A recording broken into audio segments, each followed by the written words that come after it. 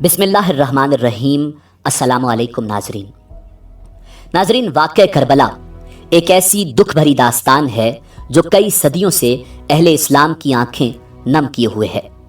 تاریخ واقعہ کربلا بیان کرتے ہوئے زار و قطار رو پڑتی ہے۔ امام علی مقام امام حسین ابن علی علیہ السلام نے میدان کربلا میں 72 سر اللہ رب العزت کے حضور پیش کیے اور اسلام کی سربلندی کی خاطر دشمنان اسلام کے سامنے ڈٹ گئے اور یزید ابن معاویہ لعین کے ہاتھ پر بیعت کرنے سے انکار کر دیا۔ ناظرین، میدان کربلا میں یزید ابن معاویہ کی فوج نے رسول اللہ صلی اللہ علیہ وآلہ وسلم کے خاندان پر ظلم کے پہاڑ توڑے اور رسول اللہ صلی اللہ علیہ وآلہ وسلم کی آل کو شہید کیا۔ ناظرین، خالق کائنات نے بروز قیامت ان لعینوں کے لیے جہنم میں اذیت ناک ٹھکانہ تیار کر رکھا ہے، مگر یہ کیسے ممکن ہے کہ وہ اس دنیا کے اندر بھی ان لعینوں کو نشان عبرت نہ بناتا؟ ناظرین، کربلا کے شہیدوں کا بدلہ کس نے اور کیسے لیا؟ قاتلان حسین ابن علی کو کس نے چن چن کر مارا اور ان کا عبرت ناک انجام کیا ہوا؟ یہی ہماری آج کی ویڈیو کا موضوع ہوگا، مگر ویڈیو میں آگے بڑھنے سے پہلے اگر آپ ہمارے چینل پر نئے ہیں تو برائے مہربانی ہمارا چینل سبسکرائب کریں۔ ناظرین، خلیفہ عبد الملک بن مروان کے زمانہ خلافت میں کوفہ پر مختار بن عبید ثقفی کو تسلط حاصل ہوا۔ اس نے کہا کہ میں قاتلان امام حسین علیہ السلام میں سے ایک کو بھی دنیا میں چلتے پھرتے نہیں رہنے دوں گا۔ اگر میں ایسا نہ کروں تو مجھ پر اللہ اور رسول اللہ صلی اللہ علیہ وآلہ وسلم کی لعنت ہو۔ پھر اس نے لوگوں سے کہا کہ مجھے ہر اس شخص کا نام اور پتہ بتاؤ جو حضرت امام حسین رضی اللہ تعالی عنہ کے مقابلے میں کربلا گیا تھا۔ لوگوں نے بتانا شروع کیا اور مختار ثقفی نے ایک ایک کو قتل کرنا اور سولی پر لٹکانا شروع کر دیا۔ مختار ثقفی نے ایک دن کہا کہ میں کل ایک ایسے شخص کو قتل کروں گا کہ میرے اس عمل سے تمام مومنین اور ملائکہ مقربین بھی خوش ہوں گے۔ ہیثم بن اسود نخی اس وقت مختار کے پاس بیٹھا ہوا تھا۔ وہ سمجھ گیا کہ ابن سعد کل مارا جائے گا۔ مکان پر آ کر اس نے اپنے بیٹے کو رات میں ابن سعد کے پاس بھیج کر اطلاع کر دی کہ تم اپنی حفاظت کا انتظام کرو، مختار ثقفی کل تمہیں قتل کرنا چاہتا ہے۔ مگر مختار ثقفی چونکہ اپنے خروج کے ابتدائی زمانے میں ابن سعد سے نہایت اخلاق کے ساتھ پیش آتا تھا، اس لیے اس نے کہا کہ مختار ہمیں نہیں قتل کرے گا۔ دوسرے دن صبح کو مختار ثقفی نے ابن سعد کو بلانے کے لیے آدمی بھیجا۔ اس نے اپنے بیٹے خفص کو بھیج دیا۔ مختار ثقفی نے اس سے پوچھا کہ تیرا باپ کہاں ہے؟ اس نے کہا وہ خلوت نشیں ہو گیا ہے، اب گھر سے باہر نہیں نکلتا۔ مختار نے کہا اب وہ رے کی حکومت کہاں ہے جس کے لیے فرزند رسول صلی اللہ علیہ وآلہ وسلم کا خون بہایا تھا؟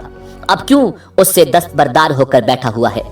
حضرت امام حسین کی شہادت کے دن وہ کیوں خانہ نشین نہیں ہوا تھا؟ مختار ثقفی نے اپنے کوتوال کو بھیجا کہ ابن سعد کا سر کاٹ کر لے آئے۔ وہ ابن سعد کے پاس گیا اور اس کا سر کاٹ کر اپنی قبا کے دامن میں چھپا کر مختار ثقفی کے پاس لایا اور اس کے سامنے رکھ دیا۔ مختار ثقفی نے حفص سے پوچھا پہچانتے ہو یہ کس کا سر ہے؟ اس نے ان للہ و انا الیہ راجعون پڑھی، پھر کہا یہ میرے باپ کا سر ہے اور اب ان کے بعد زندگی میں کوئی مزہ نہیں۔ مختار ثقفی نے کہا تم ٹھیک کہتے ہو اور تم زندہ بھی نہیں رہو گے۔ پھر اسے بھی قتل کرا دیا اور کہا کہ باپ کا سر امام علی مقام امام حسین کا بدلہ ہے اور بیٹے کا سر امام علی اکبر رضی اللہ تعالی عنہ کا بدلہ، اگرچہ وہ دونوں ان کے برابر نہیں ہو سکتے۔ خدا کی قسم اگر میں قریش کے 3 دستے بھی قتل کر ڈالوں تب بھی وہ سب امام حسین علیہ السلام کی انگلیوں کے برابر نہیں ہو سکتے۔ پھر مختار ثقفی نے دونوں کے سر حضرت محمد بن حنفیہ رضی اللہ تعالی عنہ کے پاس بھیج دیے۔ ناظرین، خولی بن یزید وہ بدبخت انسان تھا جس نے امام علی مقام امام حسین علیہ السلام کے سر انور کو جسم اقدس سے جدا کیا تھا۔ مختار ثقفی نے اپنے کوتوال ابو عمرہ کو چند سپاہیوں کے ساتھ اس کی گرفتاری کے لیے بھیجا۔ ان لوگوں نے آ کر خولی کے گھر کو گھیر لیا۔ جب اس بدبخت کو معلوم ہوا تو وہ ایک کوٹھلی میں چھپ گیا اور بیوی سے کہہ دیا کہ تم لا علمی ظاہر کر دینا۔ کوتوال نے اس کے گھر کی تلاشی کا حکم دیا۔ اس کی بیوی باہر نکل آئی۔ اس سے پوچھا گیا کہ تمہارا شوہر کہاں ہے؟ چونکہ جس وقت سے خولی بن یزید حضرت امام حسین علیہ السلام کا سر لایا تھا وہ اس کی دشمن ہو گئی تھی، اس لیے اس نے زبان سے تو کہا مجھے معلوم نہیں وہ کہاں ہے، مگر ہاتھ کے اشارے سے اس کے چھپنے کی جگہ بتا دی۔ سپاہی اس مقام پر پہنچے تو دیکھا کہ سر پر ایک ٹوکرا رکھے ہوئے زمین سے چپکا ہوا ہے۔ اس کو گرفتار کر کے لا رہے تھے کہ مختار سقفی کوفہ کی سیر کے لیے نکلا۔ راستے میں ان لوگوں سے ملا، اس کے حکم سے خولی بن یزید کے گھر والوں کو بلا کر ان کے سامنے شاہراہ عام پر اس کو قتل کیا گیا، پھر اسے جلایا گیا، اور جب تک اس کی لاش جل کر راکھ نہیں ہو گئی مختار کھڑا رہا۔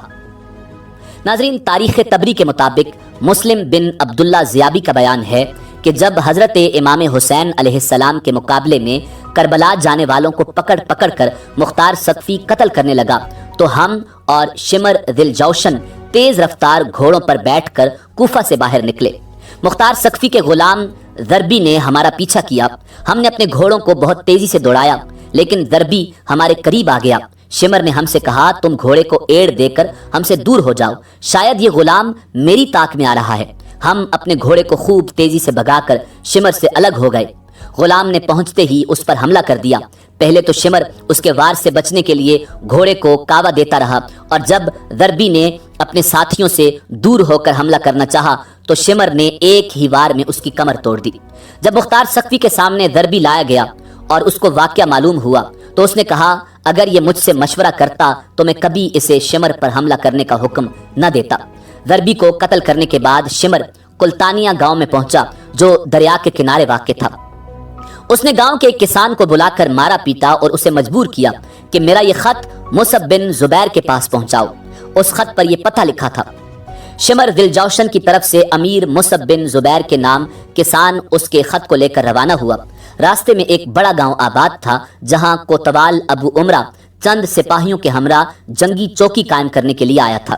یہ کسان اس گاؤں کے ایک کسان سے مل کر شمر نے جو اس کے ساتھ زیادتی کی تھی اس کو بیان کر رہا تھا کہ ایک سپاہی ان کے پاس سے گزرا۔ اس نے شمر کے خط اور اس کے پتہ کو دیکھا، پوچھا کہ شمر کہاں ہے؟ اس نے بتا دیا۔ معلوم ہوا کہ 15 کلومیٹر کے فاصلے پر ہے۔ ابو عمرہ فوراً اپنے سپاہیوں کو لیے ہوئے شمر کی طرف چل پڑا۔ مسلم بن عبداللہ کا بیان ہے کہ رات میں شمر کے ہمراہ تھا۔ میں نے اس سے کہا بہتر ہے کہ ہم لوگ اس جگہ سے روانہ ہو جائیں، اس لیے کہ ہمیں یہاں ڈر معلوم ہوتا ہے۔ اس نے کہا میں 3 دن سے پہلے یہاں سے نہیں جاؤں گا، اور تمہیں خوف غالباً مختار کذاب کے سپاہیوں کا ہے، تم اس سے مرعوب ہو گئے۔ ہم جہاں ٹھہرے تھے وہاں ریچھ بہت زیادہ تھے، ابھی زیادہ رات نہیں گزری تھی اور مجھے برابر نیند نہیں آئی تھی کہ گھوڑوں کی ٹاپوں کی آواز آئی۔ میں نے اپنے دل میں کہا شاید ریچھ ہوں گے، مگر جب آواز تیز ہو گئی تو میں اٹھ کر بیٹھ گیا، اپنی آنکھوں کو ملنے لگا اور کہا یہ ریچھوں کی آواز ہرگز نہیں ہو سکتی۔ اتنے میں انہوں نے پہنچ کر تکبیر کہی اور ہماری جھونپڑیوں کو گھیرے میں لے لیا۔ ہم اپنے گھوڑے چھوڑ کر پیدل ہی بھاگے۔ وہ لوگ شمر پر ٹوٹ پڑے جو پرانی چادر اوڑے ہوئے تھا اور اس کے برس کی سفیدی چادر کے اوپر سے نظر آ رہی تھی۔ وہ کپڑے اور زرہ وغیرہ بھی نہیں پہن سکا، اسی چادر کو اوڑے ہوئے نیزے سے ان کا مقابلہ کرنے لگا۔ ابھی ہم تھوڑی ہی دور گئے تھے کہ تکبیر کی آواز کے بعد ہم نے سنا کہ اللہ نے خبیث کا خاتمہ کر دیا۔ پھر ان لوگوں نے اس کے سر کو کاٹ کر لاش کو کتوں کے لیے پھینک دیا۔ ناظرین، صاحب تاریخ تبری لکھتے ہیں کہ عبداللہ بن دیاس جس نے محمد بن عمار بن یاسر کو قتل کیا تھا، اس نے امام علی مقام امام حسین علیہ السلام کے قاتلان میں سے مختار سقفی کو چند آدمیوں کے نام بتا دیے، جن میں عبداللہ بن اسید جہنی، مالک بن نصیر بدی اور حمل بن مالک محاربی بھی تھے۔ یہ سب اس زمانے میں قادسیہ میں رہتے تھے۔ مختار سقفی نے اپنے سرداروں میں سے ایک سردار مالک بن عمرہ نہدی کو ان کی گرفتاری کے لیے چند سپاہیوں کے ساتھ بھیجا۔ اس نے جا کر ان سب کو گرفتار کر لیا اور عشاء کے وقت لے کر مختار کے پاس پہنچا۔ مختار نے ان لوگوں سے کہا اے اللہ و رسول اور آل رسول کے دشمنوں، حسین ابن علی کہاں ہے؟ مجھے حسین ابن علی کی زیارت کراؤ ظالموں۔ تم نے اس مقدس ذات کو قتل کیا جن پر نماز میں تمہیں درود بھیجنے کا حکم دیا گیا ہے۔ انہوں نے کہا اللہ آپ پر رحم کرے، ہمیں ان کے مقابلے میں زبردستی بھیجا گیا تھا، ہم جانے کے لیے راضی نہیں تھے، آپ ہم پر احسان کریں اور چھوڑ دیں۔ مختار سقفی نے کہا تم نے نواسہ رسول صلی اللہ علیہ وآلہ وسلم پر احسان نہیں کیا، ان پر تمہیں رحم نہیں آیا، تم نے انہیں اور ان کے بچوں کو پیاسا رکھا، پانی نہیں پینے دیا، اور آج ہم سے احسان طلب کرتے ہو۔ پھر بدی سے کہا، تم نے حضرت امام حسین علیہ السلام کی ٹوپی اتاری تھی؟ عبداللہ بن کامل نے کہا، جی ہاں، یہی وہ شخص ہے جس نے ان کی ٹوپی اتاری تھی۔ مختار سقفی نے حکم دیا، دونوں ہاتھ پاؤں کاٹ کر اس کو چھوڑ دیا جائے تاکہ اسی طرح تڑپ تڑپ کر یہ مر جائے۔ چنانچہ اس کے حکم پر عمل کیا گیا۔ بدی کے ہاتھوں اور پیروں سے خون کا دھارا بہتا رہا یہاں تک کہ وہ مر گیا۔ اس کے بعد جہنی اور محاربی کو قتل کر دیا گیا۔ ناظرین، حکیم ایک ایسا شخص تھا جس کا نام حکیم بن طفیل طائی تھا، جس نے کربلا میں حضرت عباس علمدار کے لباس و اسلحہ پر قبضہ کیا تھا اور امام حسین علیہ السلام کو معاذ اللہ تیر مارا تھا۔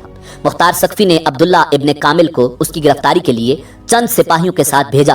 وہ جب مختار سقفی کی طرف پکڑ کر لا رہے تھے، حکیم کے گھر والے عدی بن حاتم، جو حاتم طائی کا بیٹا تھا، اس کے پاس گئے اور کہنے لگے کہ تم مختار سقفی سے سفارش کرو کہ ہمارے بھائی کو چھوڑ دے۔ مختار سقفی کے پاس عدی پہنچا اور سفارش کرنے لگا۔ وہ عدی کے ساتھ عزت سے پیش آیا اور اسے پاس بٹھایا۔ عدی نے اپنے آنے کی غرض بیان کی۔ مختار نے کہا، اے ابو ظریف، کیا آپ قاتلان حسین کے لیے بھی سفارش کرتے ہیں؟ انہوں نے کہا، حکیم پر جھوٹا الزام ہے۔ مختار نے کہا، اچھا تو ہم اسے چھوڑ دیں گے۔ سپاہیوں کو راستے میں معلوم ہوا کہ عدی مختار سقفی کے پاس حکیم کی سفارش کے لیے گیا ہے۔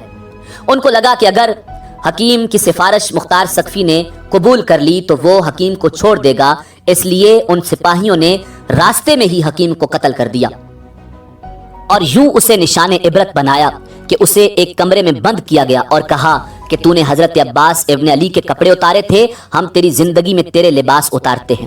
چنانچہ ان لوگوں نے اسے بالکل ننگا کر دیا۔ پھر کہا، تو نے حسین ابن علی کو تیر مارا تھا، ہم بھی تجھے تیروں کا نشانہ بناتے ہیں۔ یہ کہہ کر انہوں نے تیروں سے مار مار کر اس کو ہلاک کر دیا۔ ناظرین، ایک شخص جس کا نام زید بن رکات تھا، اس بدبخت نے حضرت عبداللہ بن مسلم بن عقیل کو تیر مارا تھا جو ان کی پیشانی میں لگا تھا۔ انہوں نے پیشانی کو بچانے کے لیے اس پر اپنا ہاتھ رکھ لیا، مگر تیر ایسا لگا کہ ہاتھ بھی پیشانی کے ساتھ پیوست ہو گیا، اور جب کوشش کے باوجود ان کا ہاتھ پیشانی سے جدا نہیں ہو سکا تو انہوں نے بارگاہ الہی میں دعا کی، یا الہ العالمین، ہمارے دشمنوں نے جیسے ہمیں ذلیل کیا ہے تو بھی ان کو ایسے ہی ذلیل کر، اور جس طرح انہوں نے ہمیں قتل کیا ہے تو بھی ان کو قتل کر۔ پھر زید بن رکاد نے ان کے پیٹ میں ایک تیر مارا جس سے وہ شہید ہو گئے۔ ابن رکاد کہا کرتا تھا کہ ان کے پیٹ کا تیر تو میں نے آسانی سے نکال لیا، مگر جو تیر پیشانی میں لگا کوشش کے باوجود وہ نہیں نکل سکا۔ مختار سقفی نے ابن کامل کو اس کی گرفتاری کے لیے روانہ کیا۔ ابن کامل سپاہیوں کے ساتھ پہنچ کر اس پر ٹوٹ پڑا۔ وہ بھی ایک بہادر آدمی تھا، تلوار لے کر اس کا مقابلہ کیا۔ ابن کامل نے اپنے سپاہیوں سے کہا، اسے نیزہ اور تلوار سے ہلاک نہ کرو بلکہ تیر اور پتھر سے مارو۔ سپاہیوں نے اس قدر تیر اور پتھر مارے کہ وہ گر گیا۔ ابن کامل نے کہا، دیکھو اگر جان باقی ہو تو اسے باہر لاؤ۔ چونکہ ابھی جان باقی تھی تو اسے باہر نکالا گیا۔ ابن کامل نے آگ منگوا کر اسے زندہ جلا دیا۔ ناظرین، عبید اللہ ابن زیاد وہ نام نہاد انسان تھا جو یزید کی طرف سے کوفہ کا گورنر مقرر کیا تھا۔ اسی بدبخت کے حکم پر امام علی مقام امام حسین علیہ السلام اور آپ کے اہل بیت کو تمام ایذائیں پہنچائی گئیں۔ یہی ابن زیاد موصل میں 30,000 فوج کے ساتھ اترا۔ مختار سقفی نے ابراہیم بن مالک اشتر کو اس کے مقابلے کے لیے ایک فوج دے کر بھیجا۔ موصل سے تقریباً 25 کلومیٹر کے فاصلے پر دریائے فرات کے کنارے دونوں لشکروں میں مقابلہ ہوا اور صبح سے شام تک خوفناک جنگ رہی۔ جب دن ختم ہونے والا تھا اور آفتاب قریب غروب تھا، اس وقت ابراہیم کی فوج غالب آ گئی۔ ابن زیاد کو شکست ہوئی اور اس کے ہمراہی بھاگے۔ ابراہیم نے حکم دیا کہ فوج مخالف میں جو ہاتھ آئے اس کو زندہ نہ چھوڑا جائے۔ چنانچہ بہت سے لوگ ہلاک کیے گئے۔ اسی ہنگامے میں ابن زیاد بھی فرات کے کنارے محرم کی 10ویں تاریخ سن 67 ہجری کو ہلاک کیا گیا۔ اس کا سر کاٹ کر ابراہیم کے پاس بھیجا گیا۔ ابراہیم نے مختار کے پاس کوفہ بھجوایا۔ مختار نے دارالامارات کوفہ کو آراستہ کیا اور اہل کوفہ کو جمع کر کے ابن زیاد کا سر ناپاک اسی جگہ رکھوایا جس جگہ اس مغرور حکومت اور اس مغرور شخص نے حضرت امام حسین علیہ السلام کا سر انور رکھا تھا۔ مختار نے اہل کوفہ کو خطاب کر کے کہا، اے اہل کوفہ، دیکھ لو، امام حسین علیہ السلام کے خون ناحق نے ابن زیاد کو نہ چھوڑا۔ آج اس نامراد کا سر اس ذلت و رسوائی کے ساتھ یہاں رکھا ہوا ہے۔ 6 سال ہوئے ہیں، وہی تاریخ ہے، وہی جگہ ہے۔ خداوند عالم نے اس مغرور فرعون کو ایسی ذلت اور رسوائی کے ساتھ ہلاک کیا۔ اسی کوفہ اور اسی دارالامارات میں اس بے دین کے قتل اور ہلاک پر جشن منایا جا رہا ہے۔ ناظرین، قاتلان امام حسین علیہ السلام پر طرح طرح کے عذاب نازل ہوئے۔ جو لوگ حضرت امام حسین علیہ السلام کے مقابلے میں کربلا گئے اور ان کے قتل میں شریک ہوئے، ان میں سے تقریباً 6000 کوفی مختار سقفی کے ہاتھوں ہلاک ہوئے اور دوسرے لوگ طرح طرح کے عذابوں میں مبتلا ہوئے۔ علماء کرام فرماتے ہیں کہ ان میں سے کوئی نہیں بچا جس نے آخرت کے عذاب سے پہلے اس دنیا میں سزا نہ پائی ہو۔ ان میں سے کچھ تو بری طرح قتل کیے گئے، کچھ اندھے اور کوڑے ہوئے، اور کچھ لوگ سخت قسم کی آفتوں میں مبتلا ہو کر ہلاک ہوئے۔ ناظرین، اسی امید کے ساتھ اجازت دیجیے کہ آپ کو ہماری ویڈیو پسند آئی ہوگی۔ ملتے ہیں بہت جلد ایک نئی تاریخی، تحقیقی اور معلوماتی ویڈیو کے ساتھ۔ اللہ رب العزت آپ کا حامی و ناصر ہو۔